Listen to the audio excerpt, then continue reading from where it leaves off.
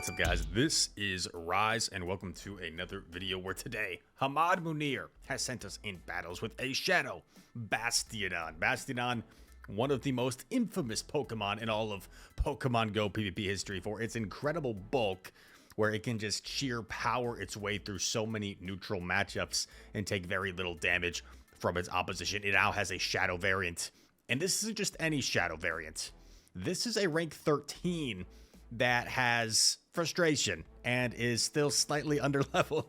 I think it's at level like 48 or so, and could power up maybe another level before it gets to its full power. And Hamad Munir, terrific battler, was an exceptional player for the Body Slammers, also the captain of that team, which was one of the best factions in all of Pokemon Go PvP, if you guys ever played Sylph. This team makes a lot of sense, right? Sabai, Reggie, Basti, you swap the Reggie, you lure out the Medi. Basti sweeps in back, and let's see if he's able to execute that strategy. And just how powerful is the shadow variant of Bastiodon?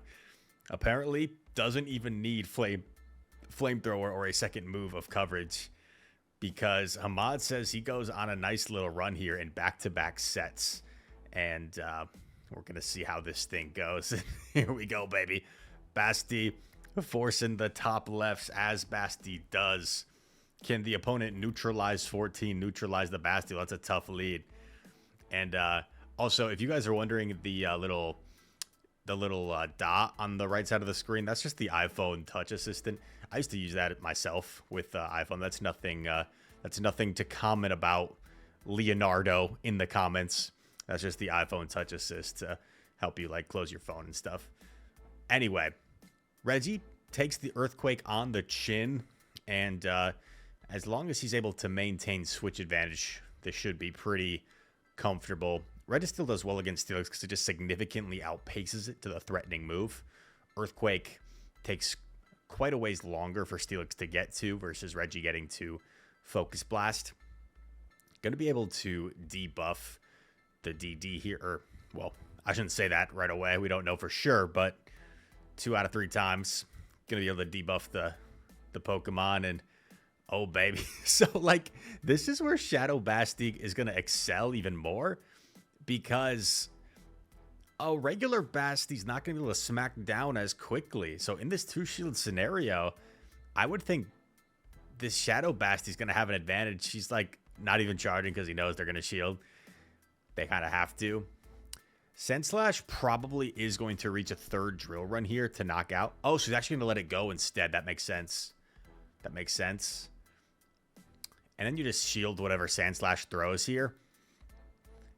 And you live whatever move DD throws at you, and you can foul play it for the win. Very smooth. I think it could have been maybe a little sketchy, I guess, if you committed that last shield. But probably still had it anyway. I think it kind of finishes out the same, to be honest. Foul play connects, knocks out Mr. Deoxys. And Mr. Sandslash will get Shadow Clawed down by the Sabai. Dr. JGYJG Wentworth, 877 cash now. Why did I say that? They're not a sponsor of the channel. Just kidding. We don't have very many sponsors of the channel, because we got to be selective with who we let in this little community we got going on, as Basti versus Umbreon. One of the most exciting, fast-paced matchups you could possibly imagine. Let's see. I'm not sure who would win this. Like, I know normal Bastiodon comfortably wins Umbreon because it outbulks it, which is kind of ridiculous to say, right? Like, normal Bastiodon just outbulks Umbreon. Plus, Stone Edge is just a better move than, like, Foul Play. Stone Edge is a really strong move, so it's some reliable damage. But it looks like the Shadow Basti, man.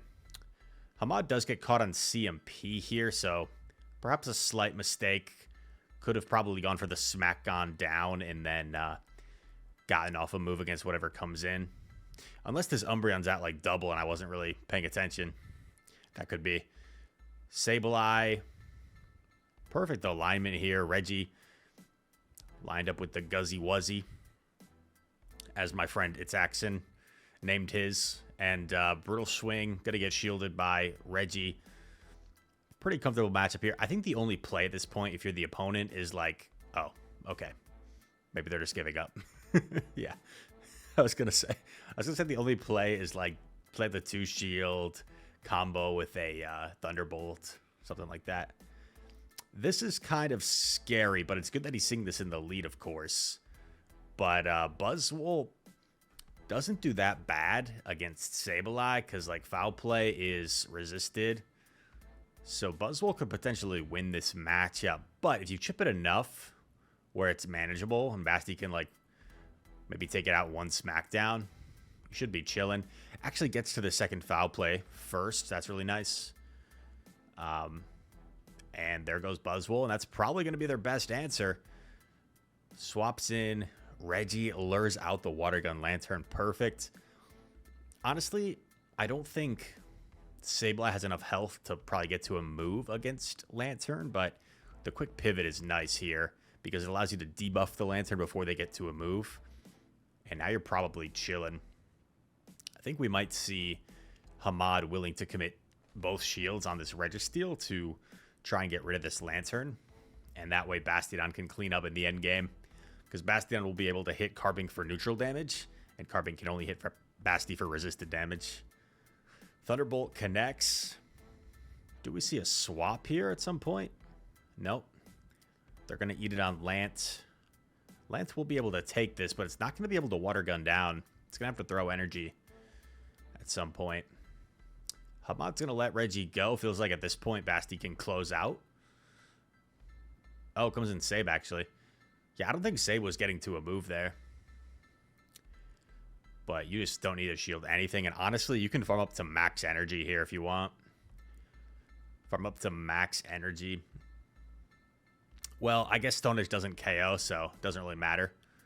Maybe after the Stone Edge, you can farm down, or is that too aggressive of a farm? I guess because of the Shadow, it's a little bit less bulk, so Carbink will be able to chip away here over time. Carbink will be able to chip away over time. Like, Carbink's already done a decent chunk to this Basti, so it's a little bit close here. But did he just win CMP? It's funny seeing Basti win CMP over something. And 2 away from the Stone Edge. Opponent knows it's over. And once again, I'm sure most of you know, but Shadow does not affect CMP. Shadow does not affect. It still has the same base attack stat as it would if it were a non-Shadow. Hamad with the awareness to throw after 6 here because of the 1-turn swap in. Then goes into Registeel. Registeel, he seemed content just eating an Earthquake last time, so he probably does the same here. Because the Dragon Tails just don't do very much. Earthquake isn't very threatening. Earthquake doesn't even put you into, like, Breaking Swipe range. So just very comfortable for Reggie. Opponent's going to let their Steelix go. Back comes the DD. And you got to presume that this is, like, their best Bastiodon answer. So Basti is just chilling in the back. What could it be? It could be a Carbink. It could be maybe like a Lantern. Yeah, it's a Carbink. GG. So many top lefts, bro. The easiest 5-0 in history. The team functioning very well against the lines that he's seeing. Lots of Carbink, though. So if you're going to comment that his team is super toxic, Rise, he's playing some toxic teams as well. We see Mr. Zwez, a tremendous battler, original champion who is usually known for running Spice. He's running the Shiny Superior here in the lead. Safe swap Reggie doesn't appear to have an obvious counter swap to Reggie, so going to Frenzy Plant first. Might even be willing to eat this move before he leaves. Let's see. Focus Blast connects on Serp. Then he goes into Dragonair. Okay. Is this like a triple Serpent team or something? This could be a triple Serpent team. Aquatail. The last 2 times I've played Zwez, he's had like some obscure core breaker in the back that beats my whole team. It was like Skeledirge first, and then it was a different one the second time. Really good battler. Another move coming through from Dinair. And now we're going to see foul play coming through. Zwez, also the brother of Jonkus. For those of you guys that watch him as well, I'm sure most of you. Aqua Tail coming through. Foul play will connect on the D-Nair. This should just about knock out the Dragonair. Relatively frail Pokemon. In comes Steelix. And this is where not having access to Flamethrower is going to bite Hamad in the butt a little bit. But can he do enough chip here with the Shadow Claws? I mean, this is starting to approach Stone Edge range. Stone Edge is double resisted, though. Calls the Breaking Swipe. Okay, that's a start. I think you got to call it again. Okay. Oh, they don't have Earthquake. They don't have Earthquake. Okay. But, dude, Stone Edge is going to do so little here. Another Crunch. Gets 2 consecutive Crunch debuffs. This Basti is so debuffed. Has to shield here. Oh. I assume this is the Frenzy. It's not. Okay. So Zwez was just assuming that he would throw, I think, since he had the move. So that's why he went back-to-back Aerial Ace. Does he get to the double Stone Edge? Holy cow, what a game. Gets to the double Stone Edge right as Steelix was reaching the Breaking Swipe and somehow finds a way to win. There we go. I can see the comments from that first set. Rise. Those were all favorable leads. Hey, that was a pretty tricky game. To be fair, Zwez didn't have a great response to the Reggie, so I think they both... It was an awkward matchup for both of them. Neutral matchup here against the Sand Slash. Does land the foul play, so should be able to secure himself switch advantage, and I kind of like preserving the Sableye. Does he go for a catch on Reggie? He does. Makes a lot of sense. Reggie's going to be able to eat this Ice Punch, and in comes Charizard. Okay, so this is not good for Reggie, but you've got a Bastiodon way, so you just let this go, and you smack on down. I don't know if... Does Charizard even reach? Charizard would have to live 4 Smackdowns to get to another Blast Burn here. Does it live 4? 1, 2, 3, 4. It does, so it actually does get there. But did the opponent panic, or did they reach the Blast Burn? Yep, no, they didn't panic. They reached it. Shadow on Shadow Blast Burn. That's insane how little that did, considering Shadow on Shadow damage. Stone Edge coming through from Basti. This looks a little bit tough, though, because Lantern's going to be able to take a move here, no problem. And then the question is, where do you expend your last shield? Like, do you take the Surf here, knowing you can get to another? Or do you... Yeah, I think that's the play. But the Sand Slash is still there, which makes this awkward. Oh, but the opponent messes up. And they... Oh, wait, what? Okay, I guess Hamad maybe was thinking he's going to get outpaced anyway to 2. So he was just committing to fast move damage at that point. That makes sense. The team suffers its first loss. The undefeated streak ends at like 6 or 7. And okay. We see Grandbull here against Basti. Gotta respect a potential close combat. Now you farm all the way down. There is a Vig waiting for you, which is kind of rough because Vig's going to be able to fully counter down. But you know what? You might get off 2 Stone Edges in the process, which will force a shield. And look how much that first one does, man. Stone Edge are a really solid move. So this is not the worst situation in the world. It could also be Vig double Charm, right? In which case, you're kind of chilling because Reggie's just going to wall the back Pokemon. Comes in Sableye. You probably just eat the Bulldoze here. Yeah, just eat the Bulldoze.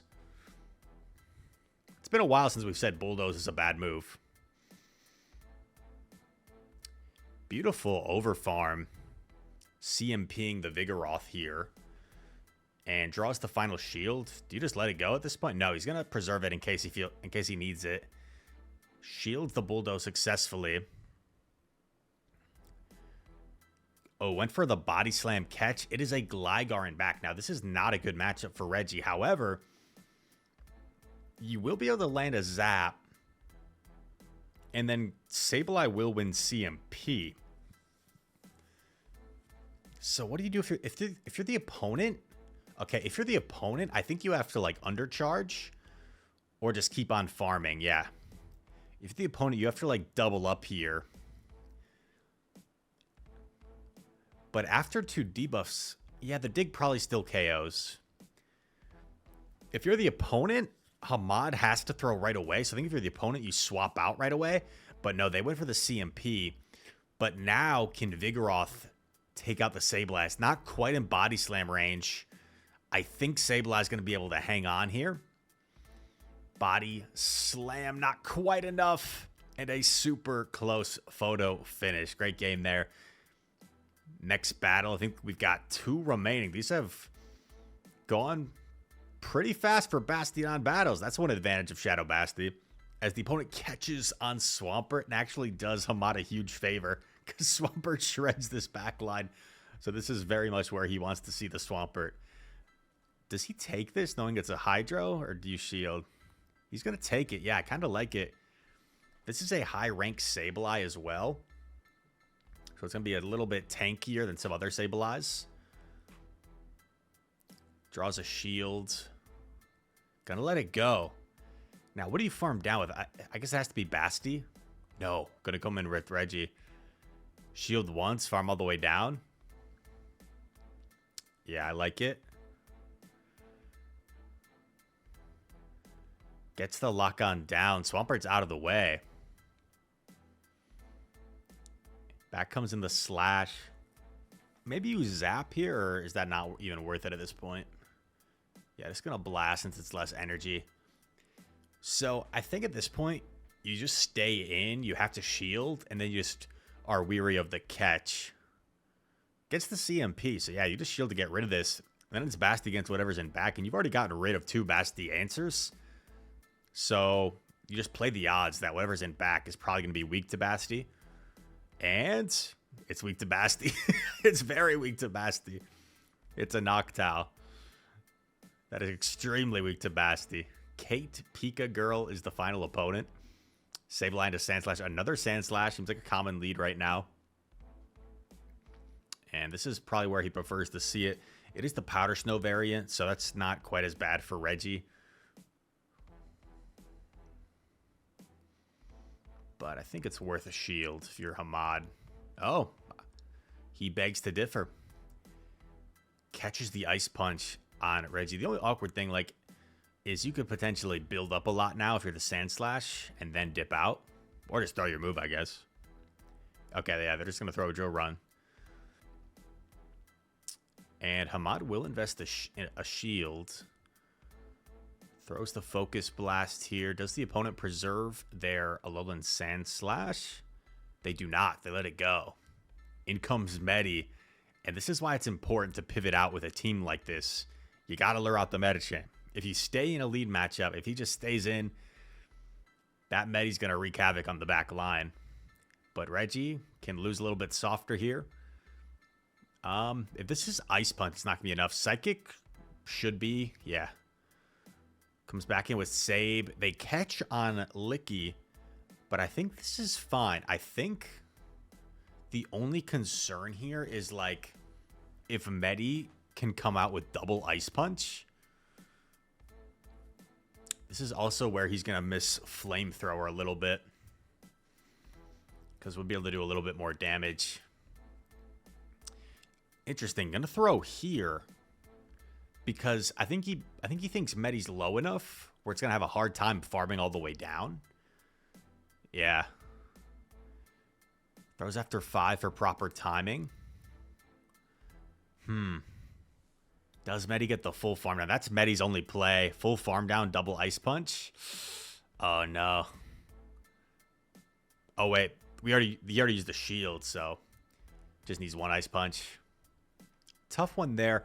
I don't know. I think maybe if you save the shield for Sableye, you're in a better spot there, and then maybe there's still a chance, but then it might have been the same thing anyway. So a very fun video and submission from Mr. Hamad. Went 5-0 and then 3-2, I believe, with a Shadow Bastiodon that is single moved and under leveled, showing that Shadow Bastiodon is still very strong compared to its other counterpart.